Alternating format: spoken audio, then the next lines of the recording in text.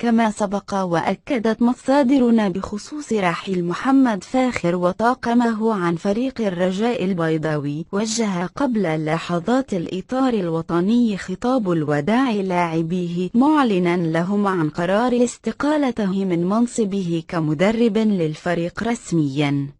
وفاجأ فاخر اللاعبين مباشرة بعد نهاية الحصة التدريبية اليوم الثلاثاء ليكشف لهم عن قرار رحيله، بعدما شكرهم في اجتماع خاص على كل المجهودات التي بذلوها منذ انطلاقة الموسم الحالي.